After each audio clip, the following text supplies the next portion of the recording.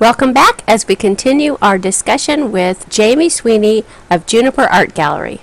From there, that's when I went to create an open Juniper Art Gallery, which was really scary. I'm sure. Zoom and writing a business plan like all night long for months, gosh. Like 6 to 8 months. I would work all day and then stay up all night writing a business plan. Oh, gosh. But once I got that business plan in line and found a place I was really happy with to have a gallery, then I went for it. Yeah. And so yes, I am a risk taker. You are. You're a risk taker, but in a way I feel like they're calculated risks because everything you experience you see as adding to your knowledge. It's not just, oh, I went through this. It's, oh, I went through this and look what I learned. Look what I gained. Look what I have to offer. And that is a way of thinking and an outlook that is very, very rare, I honestly think, in this world. I think a lot of people go through stuff, and once they're through it, they're just so glad it's over, or they're so sad it's over, or whatever, that they're just done with it. But, you know, everything... They may not be conscious of the fact that every step of the way led them to where they are today, but that's what happens. And so why not be conscious of it? Why not think about the things that were good and bad and learned and that you better unlearn and, you know, what works and what doesn't. And it sounds to me like that is your journey. Your journey is one of learning. And you had said early on that your father was a very diverse artist, had a lot of mediums that he was good at and everything.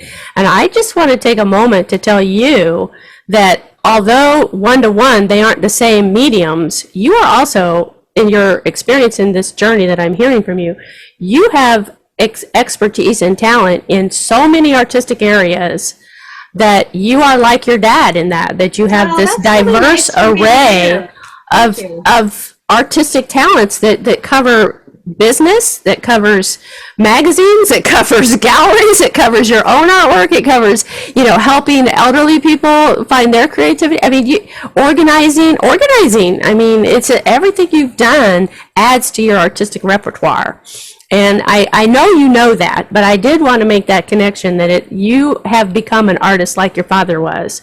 Gosh, that's really, really sweet of you to say that. And it's not sweet; it's just obvious to me. You know? Well, I like to hear it because I have never looked at it that way, and I think I think you should, and I think you should also look at it that, you know, when you think back about I think about what you were saying about your mother raising 4 girls, and yet finding in everything she did there was creativity. And you are like your mother that way too. Every job you've had, every endeavor you've done, you have put your creativity into it and grown your creativity and found new ways to be creative. And so you are a product of your parents and that life that you had with them as a child, where you were surrounded, breathing in and out art in the air, in the nature, in the music, in the visuals, everything. You're still doing that. You're just doing it on a grander, larger, better, wonderful scale. And I just think that's so fabulous. I just love hearing this. Well, thank you. I like hearing it too. Sometimes I'm like, what am I doing? I'm bouncing all over the place. But you're leaving, and every bounce leaves an imprint. You know, you're leaving your artistic imprint somewhere. I actually feel like I contributed greatly to every single organization or business I worked with. And I think that alone speaks volumes, that you are willing to say that out loud. I know so many artists who have such a hard time saying, I did something well. I made a difference. And I'm so thrilled that you are saying that out loud, because people who hear this interview and hear you, other artists who have trouble having those, especially young artists who have trouble having those words come out, they can take heart and say, yes, it's okay to say, I've done a good job. I've made a difference. I'm good at what I do, you know, and be proud of it. And I think especially women have a hard time, you know, voicing that. I know a lot of men artists who are very quick to say how great they are as artists, you know. I don't know that many women who will come right out and say that. So I think it's really great that you see and can appreciate your own the part you play in the greater world around you, as far as, you know, the mark you make, if you will. So yay for you! Thank you. It's good to hear you say So that. tell me about Juniper Art Gallery today. Now, what's going on? Okay, so when I was writing my business plan and all that, I wanted to go, one of the things about being a better business person was realizing that Bloomington rents were just out of my my budget for an art gallery. For what I could make with an art gallery, it wasn't going to work. And I'd been going back and forth to Spencer and just noticing that they had done this amazing job renovating that little old square. The courthouse square is just, I used to live in Owen County back in the 90s, and it was just a crumbling square, boarded up, and the Tivoli Theater was just crumbling and falling apart.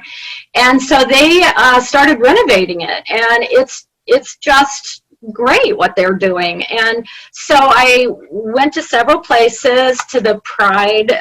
Bloomington Pride has an amazing store there, and a support center for LGBTQ people. So I'm thinking, okay, if Owen County can handle this Pride center, they can handle me. I think I can fit in, into this rural community and have something to offer. So there's the Dragonfly Gallery there, and Bill Cook had purchased the Tivoli and has totally restored it to its, I haven't been down there in years, so I'm trying to visualize this. Are renting it like for private events and stuff. That's great. So, it's just great, and they show movies.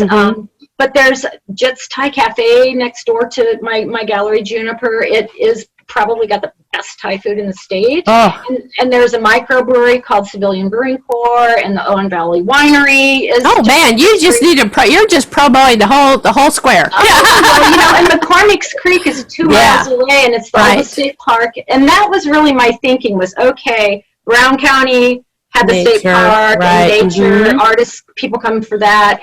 I can do this for and in Owen County. And so that was kind of my thought was, okay, the rent is affordable. My place is gorgeous. It's been all completely renovated inside with the old brick walls and the original tin ceilings. And there's 3 rooms. The front room is the artisan shop with the handmade goods, kind of my bread and butter. And then the middle main room is the art gallery with fine art in it. I've got 30 plus fine artists, very well known Indiana artists. Many of you probably are aware of. I was reading the list. I was like, okay. They're all on my website, juniperartgallery.com. They each have a dedicated web page with all their current artwork on it and a bio and info. And then there's that room also has kind of a museum component to it, which is for the legacy of my parents with some of their artwork, my mother's sculptures, my dad's paintings. Oh, that's wonderful. And it's called the Paul and Margaret Sweany Legacy Room is what I call it. They're there with you. They're there with you. Stay tuned for the rest of our interview with Jaime Sweany of Juniper Art Gallery.